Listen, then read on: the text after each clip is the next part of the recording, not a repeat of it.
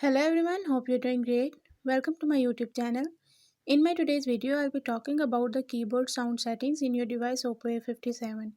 So if you want to turn on or turn off your keyboard sound, you can do it by following the few steps which I'll be showing you in my today's video. But before we start the video, if you're new to my channel, don't forget to subscribe or press the bell icon so you won't miss any of my updates. Now watch this complete video and you will learn how you can turn on or turn off your keyboard sound in your device.